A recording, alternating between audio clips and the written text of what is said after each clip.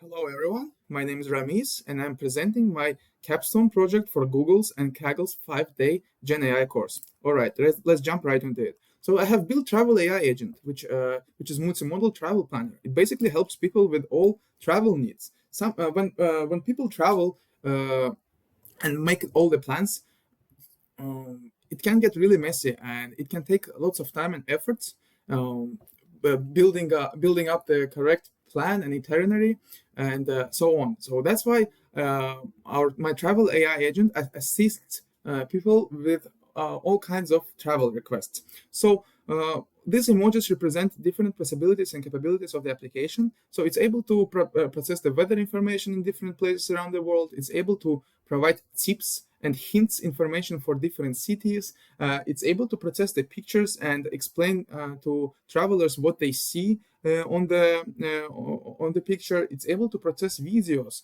and this is used for YouTube vlogs. So travelers can summarize the vlogs and use this information in their travels.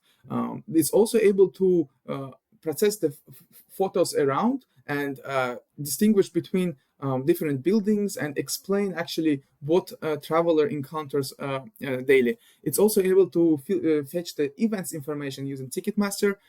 It's also able to actually generate a full itinerary for the user. And finally, it's able to remember user preferences and likes. And also, we also have the travel quiz, which provides user with opportunity to figure out the best destination for them. So this is how it looks when you run the Kaggle notebook. And on the very bottom, this is how we can interact with the chatbot. Basically, user inputs text here, and the chatbot processes and replies with information. Users can just talk to them naturally, like to real travel assistant, and it's going to reply in really nice and understandable way. Some of the technologies that I used are listed here. So we use Ticketmaster API, Open Weather API to fetch the information for events and for weather. We use ChromaDB to store the information for tips and hints from different parts of the world. I also use JSON format around basically in many functions, which makes it possible for different parts of LLM to connect and communicate with each other.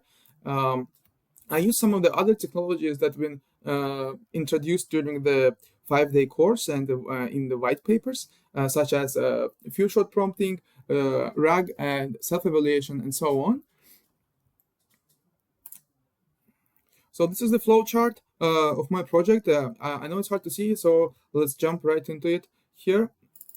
So basically, it's this is where the application starts, and basically everything depends on the user request. So user makes request using the chatbot, just typing naturally, and the application is going to interpret the request that user provides. And basically it's built on the intents functions. It recognizes what's the intent of the user, and based on the intent it starts the flow.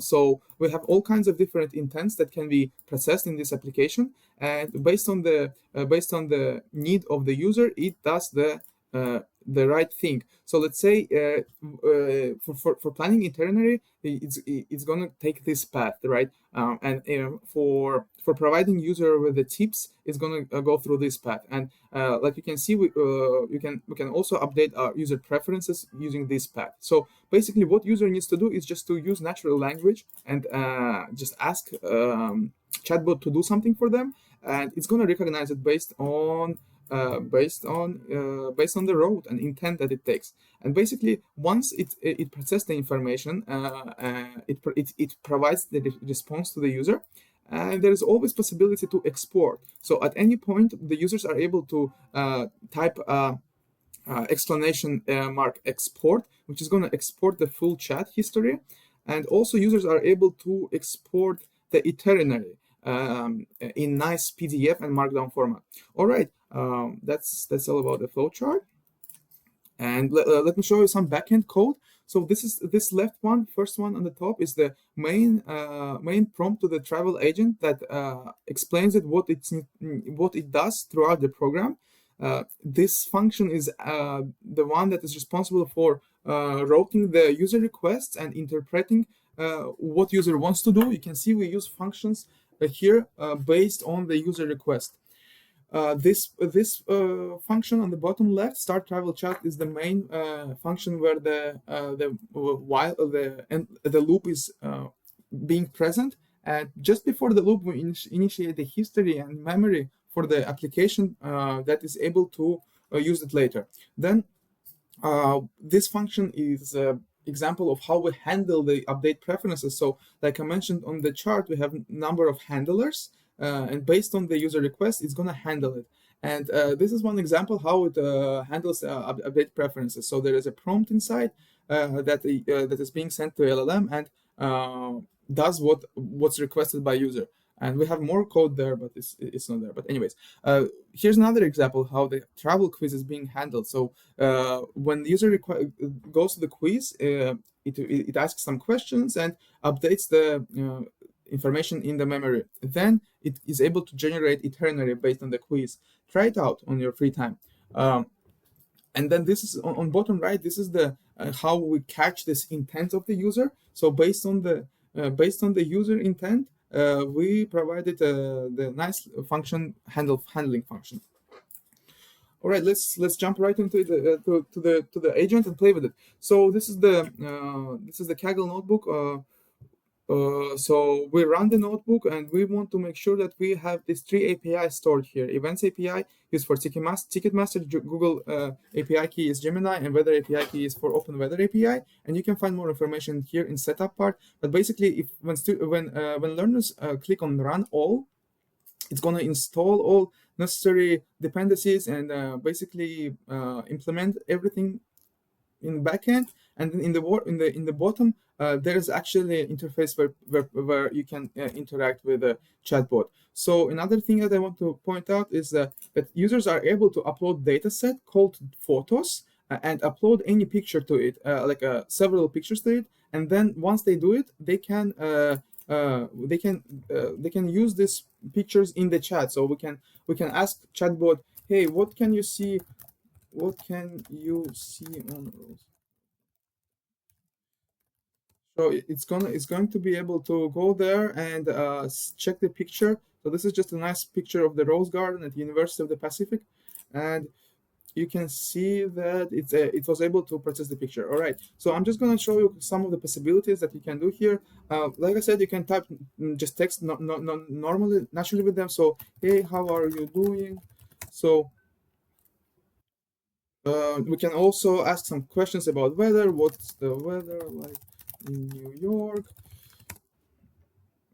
Let's see what are some events happening in San Francisco. So it's able to fetch the data. Okay, let's do generate 3-day itinerary to Tokyo. So it's going to take some time to generate the itinerary, and while it's doing that, I just wanted to show you that learners can use all kinds of things that I pointed here in things to try. So just go ahead and try them all. It's really fun. But here, after printing the itinerary, so you can see that it prints nice 3-day itinerary using the some of the tips for the travel. It also is able to get the weather information, so it uses that correct weather information. It's also able to fetch the events that are happening and populate them here. And finally, it has the evaluation here, and you can always export it to Markdown or any other format. And it's going to export it here. And yeah, so we can install it and just open it later. You can continue talking to it. So let's say, for example, we can talk about, let's do quiz. I'm not sure where I want to travel. Let's do quiz. So after user completes the quiz, It provides it with nice little response.